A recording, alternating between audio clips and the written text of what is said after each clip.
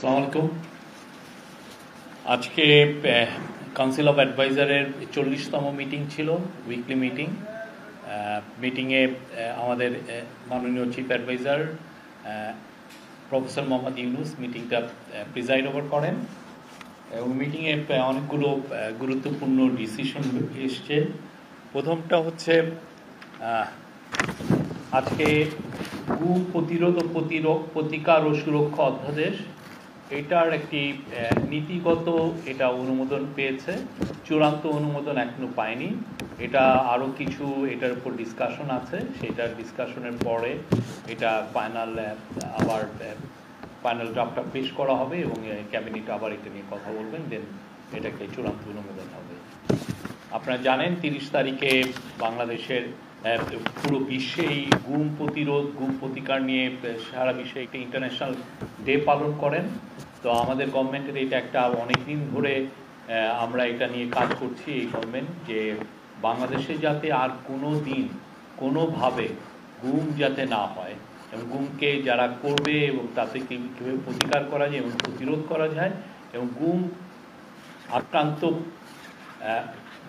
যারা আক্রান্ত হবেন এবং তাদের পরিবারকে কীভাবে সুরক্ষা দেওয়া যায় সে বিষয়ে একটা আইন নিয়ে অনেক দিন ধরে কাজ হচ্ছে। এটার আজকে একটা ড্রাফট এসেছিল, এটা নিয়ে অনেক বড় ডিসকাশন হয়েছে। দ্বিতীয় হচ্ছে 3টি স্থলবন্দর বন্ধ ঘোষণা করা হয়েছে। 3টি স্থলবন্দর বন্ধ ঘোষণা এবং একটি স্থলবন্দরের অপারেশন কার্যক্রম স্থগিত রাখার প্রস্তাব অনুমোদিত হয়েছে। এই 3টি স্থলবন্দর হচ্ছে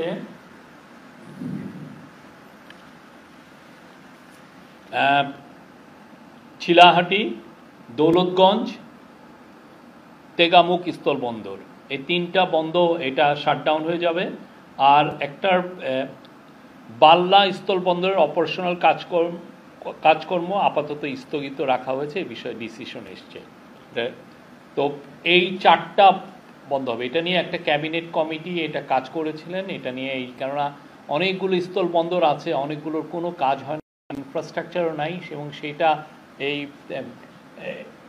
স্থলবন্দরগুলো রান করতে আমাদের এই গভর্নমেন্টের ট্যাক্স পেয়ারদের অনেক ট্যাক্স পেয়ার্সের মানি খরচ হয়। তো সেই জন্য আর কি এই ডিসিশনটা এসছে যে যেগুলো আসলে কোনো কাজই হচ্ছে না, অথচ সেখানে দেখা যাচ্ছে যে আমাদের অনেক অফিসিয়ালকে পোস্টিং দিতে হয়, সেখানে কিছু খরচ হয়।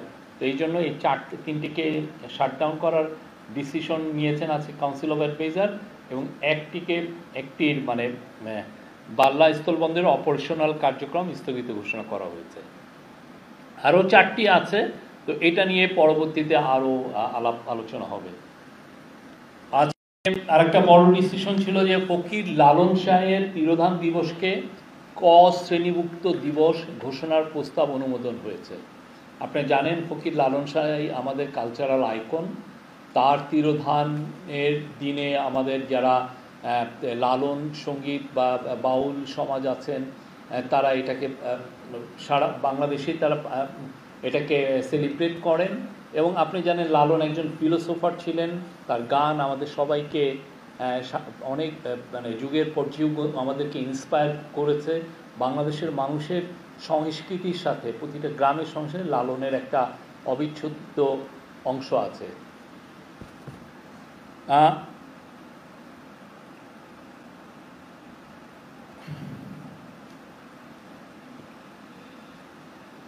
এই লালন তিরোধান দিবস জাতীয়ভাবে ক শ্রেণীভুক্ত দিবস হিসেবে স্বীকৃতি পেলে বিশ্ববিদ্যালয়, গবেষণা প্রতিষ্ঠান ও সাংস্কৃতিক সংগঠনসমূহে লালন চর্চা ও গবেষণা আরও বৃদ্ধি পাবে বলে সংস্কৃতি ও বিষয়ক মন্ত্রণালয় বিশ্বাস করে।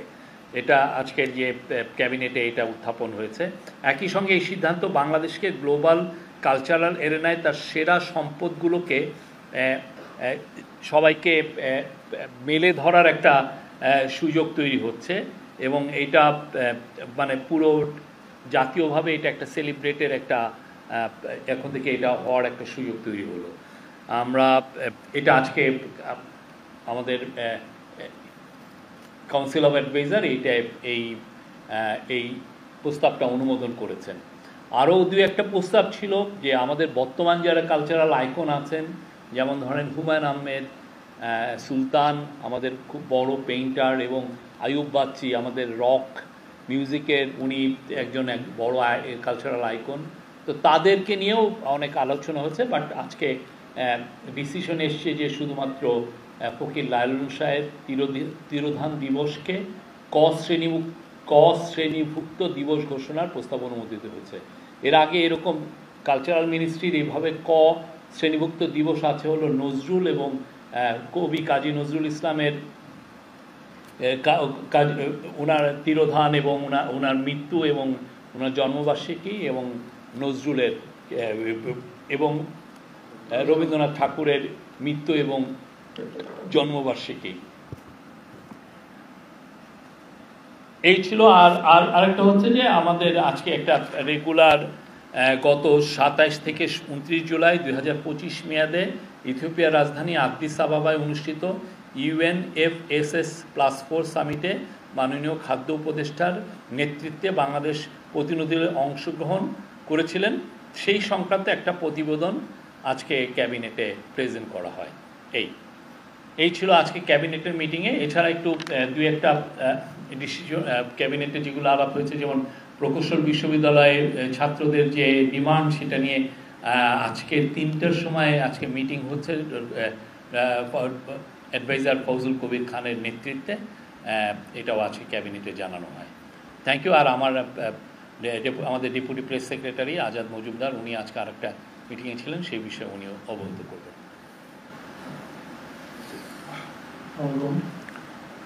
আজকে ক্যাবিনেট মিটিংয়ের পাশাপাশি প্রধান উপদেষ্টার কার্যালয়ে আরেকটা গুরুত্বপূর্ণ মিটিং হয়েছে, সেটা হচ্ছে বিনিয়োগ সংক্রান্ত সমন্বয় কমিটির ৫ম সভা। সেখানে বিনিয়োগের একটা আপডেট এসেছে, বিনিয়োগ সিচুয়েশনের। ওখানে বিডার পক্ষ থেকে জানানো হয়েছে জানুয়ারি থেকে জুন পর্যন্ত সারা দেশে বিভিন্ন সেক্টরে সরকারি সংস্থাগুলোর কাছে বিনিয়োগ প্রস্তাব এসেছে $1.25 বিলিয়ন।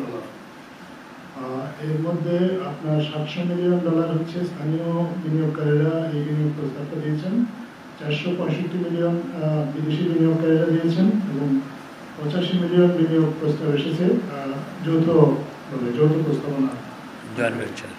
এবং এই বিনিয়োগ আপনার এই যে প্রস্তাবগুলোর মধ্যে 238 মিলিয়ন এখন এটা চূড়ান্ত পর্যায়ে এসেছে, অর্থাৎ 18% বিনিয়োগ আকারে কনভার্সন হচ্ছে। এর মধ্যেই যে বিনিয়োগ প্রস্তাবগুলো এসেছে, এটা একটা বৈশ্বিক হার এখানে পর্যালোচনা করা হয়েছে। বৈশ্বিক হার পর্যালোচনা করে দেখা গেছে যে বিনিয়োগের যে কনভার্সন রেটটা এই 6 মাস সময়ের মধ্যে এটা বৈশ্বিকভাবে হচ্ছে আসলে 15 থেকে 20%। সেদিক থেকে বাংলাদেশের বিনিয়োগের যে কনভার্সন রেট এটা 18%। এটা একটা সন্তোষজনক অগ্রগতি হিসাবে বৈঠকে বিডার পক্ষ থেকে উপস্থিত যারা ছিলেন কর্মকর্তা তাদেরকে জানানো হয়েছে। এই মিটিংটা আরো অনেকগুলো কারণে গুরুত্বপূর্ণ ছিল। এই মিটিংয়ে আপনার চট্টগ্রাম বন্দর কর্তৃপক্ষ তারাও এই মিটিংটাতে অংশ নিয়েছেন, এবং বন্দরের বিভিন্ন যে সমস্যা, ব্যাংকিং থেকে শুরু করে কন্টেনার জট, সেগুলো সবগুলো আলোচনা হয়েছে। এর মধ্যে বন্দরের সামনে আপনার 6,500 কন্টেনার অনেকদিন ধরে জমা হয়ে আছে। এই কন্টেনারগুলো সরানোর একটা উদ্যোগ সরকারের পক্ষ থেকে আগে নেওয়া হয়েছিল। আপনার এখন যেটা হয়েছে যে এই কন্টেনারগুলো সরিয়ে বন্দরের কার্যক্রমকে আরো গতিশীল করার একটা চেষ্টা চলছে। এর একটা অংশ হিসেবে গত 2 মাসে আপনার 1000 কন্টেনার অলরেডি এর মধ্যে অকশনের মাধ্যমে বিক্রি করা হয়েছে। বাকি যে কন্টেনারগুলো রয়েছে সেগুলো আপনার প্রতি মাসে পরে আপনার 500 কন্টেনার অকশনের মাধ্যমে বিক্রি করে এই কন্টেনারের যে এখানে যে জমা পড়ে আছে, অনেকদিন ধরে এই কন্টেনারগুলো জমা পড়ে আছে চট্টগ্রাম বন্দরে, এগুলো সরিয়ে চট্টগ্রাম বন্দরে কার্যক্রমটা একটু গতিশীল করা যায়।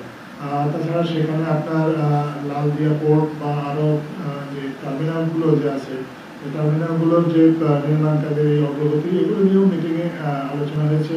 তাছাড়া ব্যাংকিং সুবিধার মাধ্যমে কীভাবে আরো সহজভাবে কর আদায় করা যায়, ব্যবসায়ীরাও খুব সহজে কর প্রদান করতে পারেন, সেটার জন্য সরকারের যে কী করণীয় আছে, এই বিষয়গুলো আজকে সবাই আলোচনা হয়েছে। আরেকটা হচ্ছে যে বিজনেস পোর্টাল করার কথা সরকারের পক্ষ থেকে অনেকদিন ধরে বলা হয়েছিল, যেখানে এই ওই পোর্টালে ঢুকে বিনিয়োগকারীরা বা ব্যবসায়ীরা সেবা প্রদান করতে পারবেন। এই পোর্টালটার সফট লঞ্চিংয়ের জন্য সেপ্টেম্বর 30 তারিখে একটা ডেড লাইন ঠিক করে দেওয়া হয়েছিল। আজকে সেই ডেড লাইনটার কথা পুনর্ব্যক্ত করা হয়েছে এবং যারা সংশ্লিষ্ট কর্মকর্তা ছিলেন তাদেরকে বলা হয়েছে এই ডেড লাইনটা যেন মেনটেন করেন। এই মিটিংটা আজকে প্রেসিডেন্ট করেছেন লুৎফে সিদ্দিকী, আপনি জানেন মাননীয় প্রধান উপদেষ্টার অর্থনৈতিক সম্পর্ক বিষয়ক বিশেষ দূত উপদেষ্টা পদমর্যাদায়। এবং ওনার পাশাপাশি এই বৈঠকে এনবিআরের চেয়ারম্যান আব্দুর রহমান খান এবং বাংলাদেশ ব্যাংকের গভর্নর হাসান ইস মনসুর, ওনারা দুজনে ছিলেন। এবং সরকারের অন্যান্য পর্যায়ের সচিব সহ সচিব পদমর্যাদার বেশ কয়েকজন কর্মকর্তা সহ সরকার অন্যান্য পর্যায়ের কর্মকর্তা, চট্টগ্রাম বন্দর কর্তৃপক্ষের চেয়ারম্যান ওনারা ছিলেন। পাশাপাশি আজকের এই সভায় আপনার বেসরকারি খাতের প্রতিনিধিরাও, বিশেষ করে বিজিএমইর প্রতিনিধিরা এবং আমাদের যে ব্যাংকিং সেক্টরের বেশ কয়েকজন প্রতিনিধি এখানে উপস্থিত ছিলেন। সেখানে বিনিয়োগের সার্বিক সিচুয়েশন এবং বিনিয়োগ পরিস্থিতিটাকে আরও কীভাবে উন্নত করা যায়, ব্যবসা পেজা তাদের প্রতিনিধিরাও ছিলেন, সেটা নিয়ে আজকে সবাই আলোচনা হয়েছে। ধন্যবাদ। Thank you. আপনারা প্রশ্ন করতে পারেন।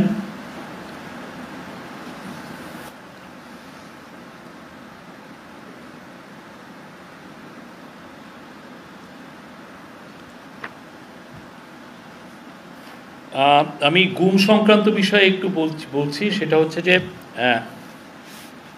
আজকে জাতিসংঘের, আপনি জানেন জাতিসংঘের সাধারণ পরিষদ গৃহীত international convention for the protection of all persons from enforce ডিসঅ্যাপিয়ারেন্সে বাংলাদেশ 2024 সালের 29শে আগস্ট অংশীদার হয়। উক্ত কনভেনশনের আলোকে এবং সংবিধানের সংরক্ষিত জীবন ও ব্যক্তির স্বাধীনতার অধিকার কার্যকর করার উদ্দেশ্যে গুম প্রতিরোধ, প্রতিকার ও সুরক্ষা অধ্যাদেশ 2025 প্রণয়ন করা সমীচীন। মহামান্য রাষ্ট্রপতি বিগত 6 আগস্ট 2024 সালে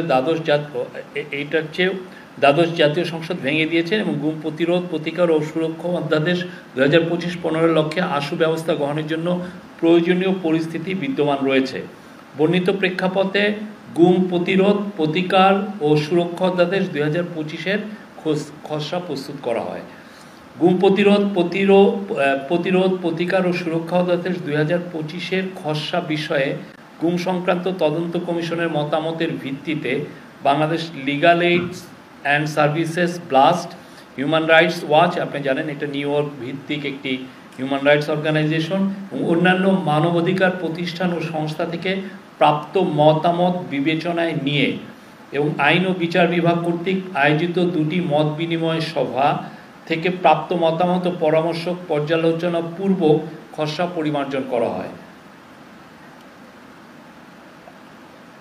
খসড়া অধ্যাদেশটিতে গুমকে সংজ্ঞায়ন সহ চলমান অপরাধ হিসেবে বিবেচনা করে মৃত্যুদণ্ড সহ কঠোর শাস্তির বিধান রাখা হয়েছে। গোপন আটক কেন্দ্র স্থাপন বা ব্যবহারকে শাস্তিযোগ্য অপরাধ ঘোষণা করা হয়েছে। জাতীয় মানবাধিকার কমিশনকে গুম সংক্রান্ত অভিযোগ গ্রহণ ও তদন্তের ক্ষমতা প্রদান করা হয়েছে। খসড়া অধ্যাদেশটিতে গুম প্রতিরোধ, প্রতিকার ও সুরক্ষা সংক্রান্ত বিশেষ ট্রাইব্যুনাল গঠন ও অভিযোগ গঠনের 120 দিনের মধ্যে বিচার সম্পন্নের বাধ্যবাধকতা, ভুক্তভোগীর তথ্য প্রচারকারী ও সাক্ষীর অধিকার সুরক্ষা, ভুক্তভোগীর ক্ষতিপূরণ ও আইনগত সহায়তার নিশ্চয়তা সম্বলিত বিধান সন্নিবেশ করা হয়েছে। অধ্যাদেশটিকে গুম প্রতিরোধ, প্রতিকার ও সুরক্ষার নিমিত্তে তহবিল গঠন এবং তথ্য ভান্ডার প্রতিষ্ঠার বিধানও অন্তর্ভুক্ত হয়েছে। এটা ছিল আজকে উপদেষ্টা পরিষদে এটা প্রেজেন্ট করা হয়, বাট এটা নিয়ে আরও ডিসকাশন হবে সামনে। আজকে জাস্ট নীতিগতভাবে এটা অনুমোদিত হয়েছে। সামনের আরও মিটিংগুলোতে এটা চূড়ান্ত অনুমোদনের জন্য এটাকে আবার নিয়ে আসা হবে। Thank you.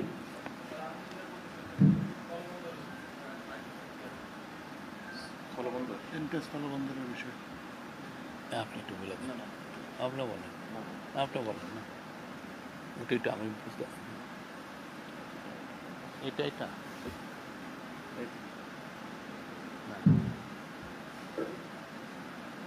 তিন চিলাহাটি, এই যে এটা নাটুগাঁও না। আচ্ছা, চিলাহাটি স্থলবন্দর, দৌলতগঞ্জ স্থলবন্দর ও তোগামুখ স্থলবন্দর, এই তিনটা বন্ধ ঘোষণা তেগামুখ স্থলবন্দর বন্ধ ঘোষণা করা হয়েছে। আর কাজ সাসপেনশন থাকবে হলো বাল্লা।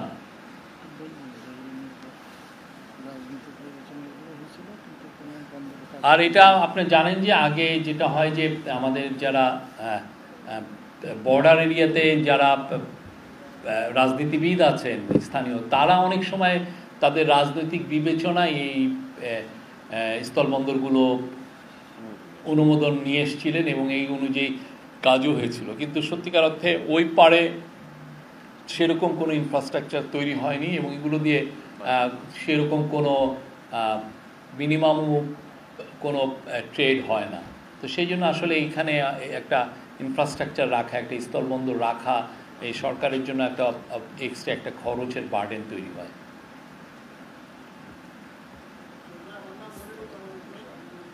বসে বলেন।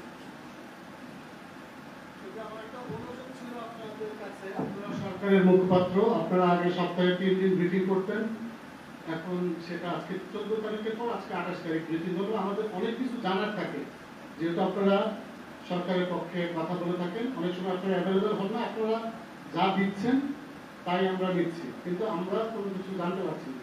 এটা একটা অনুরোধ যে আপনারা এই বিষয়টা একটু দেখবেন কিনা, বা আপনাদের সাথে যোগাযোগের কোনো মন্তব্য। আগামী সপ্তাহ থেকে 3 দিনই হবে, রবি, মঙ্গল এবং বৃহস্পতি।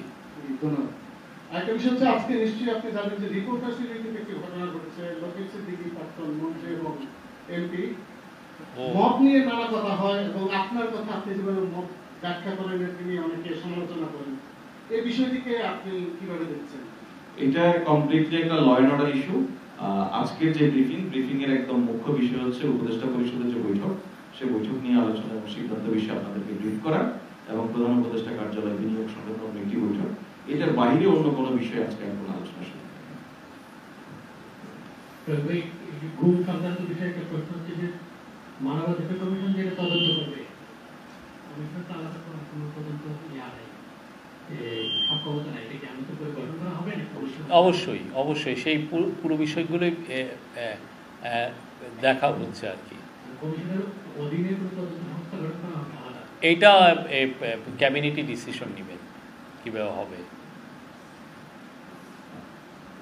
আমার একটা বিষয় একটু জানার ছিল, সেটা হচ্ছে আমি শাওন বলছিলাম এখান থেকে, এই 3 দিনের যে কক্সবাজারে রোহিঙ্গা সম্মেলন হলো, এটা আউটকামটা নিয়ে একটু যদি বলেন। এটার আউটকামটা হচ্ছে যে পুরো, আচ্ছা আমি আমার সহকর্মী আজাদ মজুমদার ছিলেন, উনি আপনাকে বলতে পারবেন। ধন্যবাদ আপনাকে। এই সম্মেলনে অনেকগুলো আউটকাম আছে। প্রথমবারের মতো আমরা এখানে আন্তর্জাতিক সম্প্রদায়ের কাছে যে রোহিঙ্গাদের যে ভয়েসটা, সেই ভয়েসটা রোহিঙ্গারা সরাসরি কথা বলার সুযোগ পেয়েছেন আন্তর্জাতিক সম্প্রদায়ের সামনে। কারণ আপনি দেখেছেন এর আগে রোহিঙ্গা ইস্যুতে অনেকগুলো বিভিন্ন সময় বিভিন্ন দেশে বিভিন্ন ফোরামে কথা হয়েছে, কিন্তু সেখানে কখনো রোহিঙ্গাদের প্রতিনিধিত্ব সেভাবে ছিল না, থাকলেও একেবারে মিনিমাম লেভেলে ছিল। এটা প্রথমবারের মতো যে সম্মেলনটার যে একটা সেশন হয়েছে, সেখানে রোহিঙ্গারা সরাসরি তাদের কথাটা বলতে পেরেছেন এবং আন্তর্জাতিক সম্প্রদায়ের যারা প্রতিনিধি আছেন তারা আপনার সরাসরি এটা তাদের কাছ থেকে শুনেছেন। এটা একটা আউটকাম, বড় আউটকাম। আর একটা আউটকাম হচ্ছে, আপনি জানেন যে বাংলাদেশের যে রাজনৈতিক দলগুলো, শীর্ষস্থানীয় রাজনৈতিক দলগুলো, তাদের প্রতিনিধিরা এই সম্মেলনে অতিথি হিসেবে অংশ নিয়েছিলেন।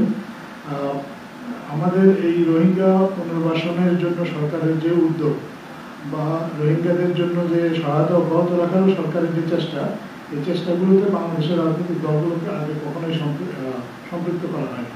এটা প্রথমবারের মতো একটা এই ধরনের সম্পৃক্ততা হয়েছে এবং আমরা মনে করি যে যেহেতু অন্তর্বর্তীকালীন সরকার হয়তোবা আগামী নির্বাচন, কয়েক মাসের মধ্যে নির্বাচনের পরেই আপনার একটা নির্বাচিত রাজনৈতিক সরকার দায়িত্ব গ্রহণ করবে, কিন্তু এই রোহিঙ্গা ইস্যুটাকে আমাদের যে এই বিষয়ে আমাদের যে জাতীয় যে নীতি বা আমাদের যে জাতীয় চেষ্টাটা, এই চেষ্টাটা আমাদের এই নির্বাচিত সরকারকেও কন্টিনিউ করতে হবে। যারাই নির্বাচিত হয়ে আসুন তারা আসলে এই বিষয়ে কী ধরনের পলিসি বা কী ধরনের উদ্যোগ গ্রহণ করবেন সেটা তাদেরকে জানানোর প্রয়োজন ছিল। সরকারের পক্ষ থেকে তাদেরকে এটা জানানো হয়েছে। আরেকটা বিষয় হচ্ছে যে আপনার রোহিঙ্গাদের পুনর্বাসনের ব্যাপারে সব একত্র আপনার যারা আছে তাদেরকে সম্পৃক্ত করা হয়েছে। এখানে আপনি জানেন যে অনেকগুলো দেশের রাষ্ট্রদূত এখানে ছিল, এর মধ্যে মায়ানমারের রাষ্ট্রদূত ছিল, চীনের রাষ্ট্রদূত ছিল, তাছাড়া মধ্যপ্রাচ্যেরও বেশ কয়েকটা দেশের রাষ্ট্রদূত ছিল, অস্ট্রেলিয়ার রাষ্ট্রদূত ছিল, অন্যান্য বেশ কিছু দেশের দূতাবাসের প্রতিনিধি ছিল, তারাও এই আলোচনাগুলো অংশ নিয়েছেন। এটা আপনি বলতে পারেন যে সামনে যে রোহিঙ্গা বিষয়ক আরও যে সম্মেলনগুলো হবে, আপনার সেপ্টেম্বরের 30 তারিখ জাতিসংঘের একটা প্ল্যানারি সেশন, বিশেষ সেশন এই ধরনের রোহিঙ্গাদেরকে নিয়ে একটা আয়োজন হওয়ার একটা পরিকল্পনা রয়েছে, যেটা নিউ ইয়র্কে হবে। সেখানে আপনার কি কি বিষয় আলোচনা হবে তার একটা পূর্ব প্রস্তুতিও বলতে পারেন এই সম্মেলনটা। তারপরে সম্মেলনের তৃতীয় দিনে আপনার বিভিন্ন দেশের এবং সংস্থার প্রতিনিধিরা আপনার সরেজমিনে রোহিঙ্গা ক্যাম্প পরিদর্শন করেছেন। সেখানে তারা সরেজমিনে দেখেছেন আসলে রোহিঙ্গাদের যে খাদ্য সাহায্য সেটা আসলে কমে যাচ্ছে। এটা যদি কমে যায়, সেটা যে মানবিক বিপর্যয়ের যে আশঙ্কাটা করা হচ্ছে সেটা যদি হয়, তারপরে এটা কি হতে পারে বা সাহায্যটা যদি বাড়ানো প্রয়োজন, এই বিষয়গুলো তারা দেখেছেন। আমরা আমাদের বাংলাদেশের অন্তর্বর্তীকালীন সরকারের পক্ষ থেকে বরাবর এই ইস্যুটাকে খুব গুরুত্বের সাথে দেখা হচ্ছে এবং এই আন্তর্জাতিক গ্লোবাল ক্রাইসিস তৈরি হয়েছে। যে ক্রাইসিসগুলোর কারণে অনেক সময় আন্তর্জাতিক সম্প্রদায়ের দৃষ্টি এই প্রলঙ্গেড রোহিঙ্গা ক্রাইসিস যেটা বা প্রট্রাক্টেড এই ক্রাইসিসটা থেকে অনেক সময় সরে যাওয়ার একটা আশঙ্কা থাকে। আন্তর্জাতিক সম্প্রদায়ের দৃষ্টি যেন এই ক্রাইসিসটা থেকে সরে না যায়, এটা যেন একটা ফরগটেড ক্রাইসিস না হয়ে যায়, সেই জন্য এই ধরনের একটা সম্মেলনে প্রথমবার মতো আয়োজন করা হয়েছে বাংলাদেশে এবং সেখানে স্টেক হোল্ডাররা ছিলেন, তারা আলোচনায় অংশ নিয়েছেন। আমরা মনে করি যে এটা থেকে ভবিষ্যতে হয়তো আরো একটা ইতিবাচক ফলাফল আমরা দেখতে পাবো। আজকে ক্যাবিনেটে আরও একটা বিষয় আলোচনা হয়েছে, আমি ভুলে গিয়েছিলাম বলতে। সেটা হচ্ছে যে আপনারা জানেন যে ইন্টারিম গভর্নমেন্ট সংস্কার যে প্রস্তাবগুলো এসছে 11টা সংস্কার কমিশনের থেকে, তার মধ্যে একটা তো কনস্টিটিউশনাল রিফর্ম কমিশন, তাদের প্রস্তাবনা নিয়ে আসলে consensus national consensus building commission কাজ করছে। তো তার বাইরে যে 10টা সংস্কার কমিশনের 367টা সংস্কার প্রস্তাব নিয়ে ক্যাবিনেট প্রতিনিয়ত আপডেট ক্যাবিনেটে প্রতি সপ্তাহে দেওয়া হচ্ছে। এই আজকে জানানো হয় যে 365টা যে সংস্কারের যে কাজ, এই কাজগুলোর মধ্যে ভাগ করা হয়েছে যে 167টা হচ্ছে রুটিন কাজ, আর বাকিটা হচ্ছে 200টি হচ্ছে রিফর্ম। তো 167টা রুটিন কাজ এবং রিফর্ম কিভাবে ইমপ্লিমেন্ট হচ্ছে সেগুলো নিয়ে আজকে আবার বিস্তারিত প্রথমেই ক্যাবিনেট মিটিংয়ের প্রথমেই এ বিষয়ে আলোচনা হয়েছে এবং মিটিংয়ে বলা হয় যে মোট 48টা প্রস্তাব সোফা রিফর্ম এর যে প্রপোজাল, রুটিন এবং রিফর্মের রুটিন কাজ এবং রিফর্মের মোট 48টা প্রপোজাল বাস্তবায়িত হয়েছে। Thank you.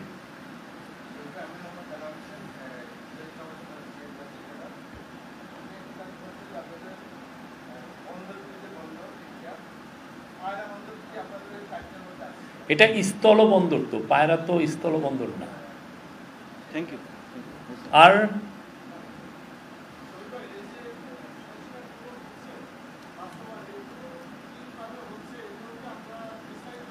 এটা আমরা তো কিছু কিছু তো জানাচ্ছি, ইনশাল্লাহ আগামী সপ্তাহে আপনার যতগুলো বাস্তবায়ন হয়েছে একটা বড় একটা আপনাদেরকে আমরা পাঠাবো।